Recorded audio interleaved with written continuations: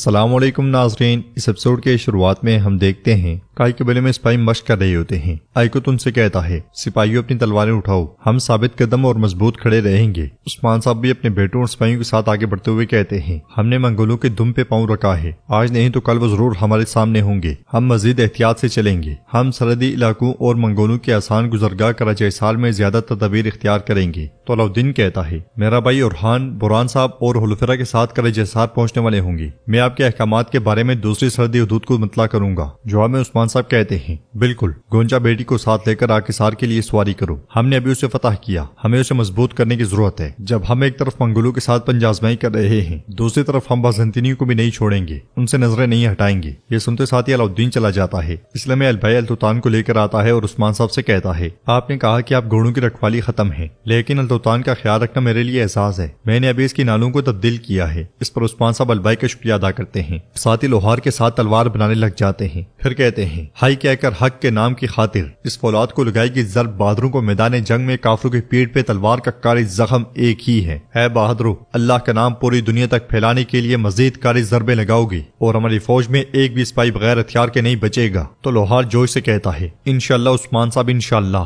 جب تک ہماری کلائیوں میں طاقت ہے اللہ کے حکم سے ہم کاری ضربیں لگاتے رہیں گے۔ اسلام میں شامل آ کر کہتا ہے، صدران جرگے کے لیے تیار ہیں۔ یہ سنتے ساتھ ہی عثمان صاحب آگے بڑھ جاتے ہیں، انہیں دیکھتے ہوئے البائی کہتا ہے، اپنی تدبیریں لے لو، تدبیریں لے لو عثمان، جب سب تدبیریں ناکام ہو جائیں گی تو میں تمہاری سرداری کو دیکھ لوں گا۔ جنگل میں حلیمہ جا کر صوفیہ سے ملتی ہے اور کہتی ہے، میں پکڑے جانے کے بہت قریب تھی۔ یہ کہتے ساتھ ہی وہ سلیب کا نشان اسے دکھاتی ہے تو صوفیہ پوچھتی ہے، کیا ہو رہا ہے چھوٹی چڑیا؟ حلیمہ اس لمحے کو یاد کرتی ہے جب فاطمہ سے لڑتے ہوئے اسے سلیب کا نشان گر گیا تھا، پھر وہ جان کے گری تھی اور سلیب کا نشان اٹھا لیا تھا۔ اس خیال کے بعد حلیمہ کہتی ہے، میں فاطمہ کی معاون بن گئی ہوں، اب ہم ان کے بہت زیادہ قریب ہیں۔ صوفیہ خوش ہوتے ہوئے کہتی ہے، اور زیادہ قریب ہو جاؤ، اچھی طرح ان کا بھروسہ جیتو۔ حلیمہ کہتی ہے، وقت آ گیا ہے، میں ان کو مارنے کے لیے انتظار کیوں کر رہی ہوں خالہ؟ تو صوفیہ کہتی ہے، تمہارا وہاں ہونا میرے کام کو آسان کر رہا ہے، دیکھو تمہاری بدولت میں نے منگولوں کو ان تمام کائیوں پہ مصیبت بنا دیا ہے۔ حلیمہ کہتی ہے، جانتی ہیں خالہ، خداوند نے اپنا انصاف دکھایا، انہوں نے مجھ سے میرا خاندان چھینا،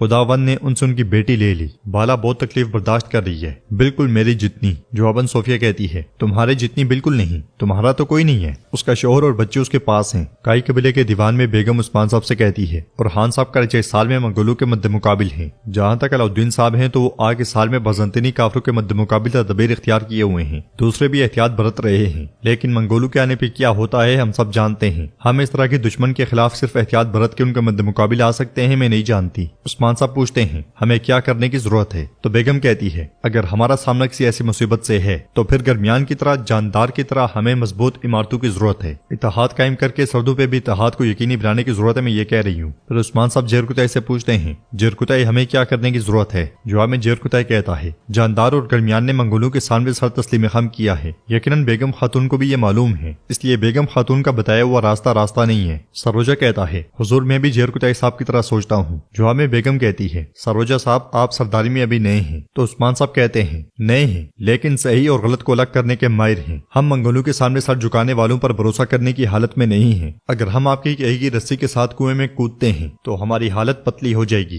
ہم منگولوں کے خلاف اکیلے ہیں، لیکن ہماری ریاست اور ہمارے لوگوں پہ نظریں جمانے والوں کے مقابل ہمیشہ محتاط رہیں گے۔ اسی لمحے قبیلے کے ڈھول زور زور سے بجتے ہیں، یہ سن کر سب مرکزی دروازے کی جانب متوجہ ہو جاتے ہیں۔ اگلے لمحے کمانڈر اولوگان سپاہیوں کے ساتھ قبیلے میں داخل ہوتا ہے، منگولوں کو دیکھتے ساتھ ہی کئی سپاہی نیزے لے کر آگے بڑھتے ہیں۔ بالا خاتون فاطمہ سے کہتی ہیں، شاباش بیٹی، خیمے میں جاؤ۔ یہ سنتے ساتھ ہی فاطمہ حلیمہ کے ساتھ چلی جاتی ہے۔ عثمان صاحب اس صدران کے ساتھ خیمے سے باہر آتے ہیں۔ آئیکوت بھاگتا بھاگتا عثمان صاحب کے پاس آتا ہے اور کہتا ہے، یہ آنے والا منگول کماندار اولوگان ہے۔ عثمان صاحب کہتے ہیں، اس کے قبیلے آتے ہوئے تمہیں ذرا بھی اندازہ نہیں ہوا آئیکوت؟ تو آئیکوت کہتا ہے، وہ آنن فنن قبیلے کے گرد مدار ہوئے، ذمہ داری پہ مامور سپاہیوں نے نہیں دیکھا۔ منگولوں کو دیکھتے ہوئے بیگم کہتی ہے، جب ہم مصیبت کے بارے میں بات کر رہے تھے، مصیبت ہمارے دروازے تک آ گئی ہے، اب ہم کیا کریں گے عثمان صاحب؟ تو عثمان صاحب کہتے ہیں، وہ یہاں جس طرح آئے ہیں ان کا انجام ویسا ہی ہوگا۔ یہ کہتے ساتھ ہی عثمان صاحب آگے بڑھتے ہیں۔ مرکزی خیمے کے سامنے پہنچ کر اولوگان عثمان صاحب سے کہتا ہے، ہمارے آنے کو کیوں محسوس نہیں کیا؟ یہ کہہ کر اپنے سپاہیوں سے غصہ نہ کرو، ہم کراسے صاحب سے بیعت لے کر ناہموار وادیوں کو عبور کرتے ہوئے یہاں تک آئے ہیں، اس کے علاوہ اگر ہم نہ چاہیں تو صرف تم ہی نہیں، آسمان کا عقاب تک ہماری آمد کو محسوس نہیں کر سکتا۔ یہ کہتے ساتھ ہی اولوگان گھوڑے سے اتر جاتا ہے، پھر عثمان صاحب کی جانب بڑھتا ہے تو عثمان صاحب کہتے ہیں، زمین اور آسمان دونوں کے درمیان جو کچھ ہے سب کی قسم ہے، تم اور تم جیسے لوگ جب تک تم ہماری زمینوں میں آتے رہو گے ہم ہمیشہ تیز دھاری تلوار ہوں گے۔ اولوگان کہتا ہے ہمیشہ جنگ کرنے کے لیے تیار ہو ہاں عثمان، لیکن میں یہاں لڑنے نہیں اپنی پہچان کروانے آیا ہوں۔ پھر قبیلے کو دیکھتے ہوئے کہتا ہے میں نے اپنا ایلچی توئیگر تمہارے پاس بھیجا، لیکن نہ وہ خود واپس آیا نہ تمہاری طرف سے محصول آیا، تو میں نے کہا کہ عثمان کے پاس چل کر اس کے مہمان بن جائیں۔ یہ سن کر عثمان صاحب کہتے ہیں تمہارا ایلچی توئیگر ہم اس موضوع پہ بات کریں گے، لیکن سب سے پہلے اپنے نوکروں سے کہو چونکہ یہاں مہمان بن کر آئے ہو مہمانوں کی روایات کے مطابق حرکت کریں، دوسری صورت میں تم جانتے ہو۔ چلو اندر چلتے ہیں۔ عثمان صاحب آگے بڑھ جاتے ہیں اور اولوگان جیرکتائی کے پاس رکتے ہوئے کہتا ہے جیرکتائی صرف اپنے نام اور خون کی حد تک منگول رہ گئے ہو۔ یہ کہتے ساتھ ہی وہ بھی آگے بڑھ جاتا ہے۔ جنگل سے گھڑ سوار آگے بڑھ رہا ہوتا ہے جس نے اپنا چہرہ چھپایا ہوتا ہے، اس لیے میں کچھ کا سپاہی اس تک پہنچتے ہیں اور ایک سپاہی پوچھتا ہے تم کون ہو اجنبی اور یہاں کیوں گھوم رہے ہو؟ یہ کہتے ساتھ ہی سپاہی گھوڑے سے اتر جاتے ہیں۔ جواب نہ ملنے پر وہ سپاہی کہتا ہے کیا تم نے سنا نہیں ہے؟ میں تم سے کہہ رہا ہوں منگول مصیبت سردوں کی طرف آ رہی ہے، اپنے گھر لوٹ جاؤ۔ جواباً گھڑ سوار کہتا ہے سن رہا ہوں لیکن کیوں لوٹوں؟ کیا منگولوں کی آمد نے تمہارے دل کو ہلا دیا ہے مضبوط لڑکے؟ سپاہی کہتا ہے میں تمہارے لیے فکر مند ہو رہا ہوں، نہیں تو یہاں موت ان کمزور لوگوں کو شدت سے انتظار کر رہی ہے۔ یہ سنتے ساتھ ہی گھڑ سوار گھوڑے سے اتر جاتا ہے اور پوچھتا ہے منگولوں کو کون مارے گا؟ عثمان۔ تو سپاہی کہتا ہے ہاں عثمان صاحب اور ان کے چاقو چوبند سپاہی، اتنا کافی ہے کہ وہ سرکش اپنا چہرہ یہاں دکھائیں۔ جواباً وہ شخص کہتا ہے تم آج خوش قسمت ہو، تمہاری بات حقیقت بن گئی ہے۔ یہ کہتے ساتھ وہ اپنا چہرہ عیاں کرتا ہے اور اگلے ہی پل اس سپاہی کا گلا کاٹ ڈالتا ہے۔ یہ دیکھ کر دوسرے سپاہی اس پر حملہ کرتے ہیں مگر وہ ایک کو بھی ٹکنے نہیں دیتا اور آنن فانن سب کو مار ڈالتا ہے۔ اس لیے میں اس کے سپاہی وہاں پہنچتے ہیں تو یہ شخص یعنی کہ التوگا کہتا ہے کماندار اولوگان عثمان کے قبیلے میں ہیں، وہ عثمان کی آنکھوں کو دھوکے سے اندھا کر دے گا، وہ پرسکون ہوں گے، وہ سمجھیں گے کہ اب کوئی حملہ نہیں ہوگا اور اسی وقت کرج حصار ان کی قبر بنے گا۔ سپاہی پوچھتا ہے ہم اندر کیسے جائیں گے کماندار التوگا؟ تو التوگا کہتا ہے جب رات ہوگی تو ہم خفیہ راستوں سے داخل ہو کر کرج حصار کے دفاع کو توڑ دیں گے، انہیں ذرا بھی خبر نہیں ہوگی۔ سپاہی پوچھتا ہے آپ کو خفیہ راستوں کا کس نے بتایا؟ جواباً التوگا کہتا ہے اولوگان کا ایک جاسوس عثمان کے بہت قریب ہے جو ان کی ہر کمزوری کو جانتا ہے، وہ جاسوس پہلے کرج حصار پیش کرے گا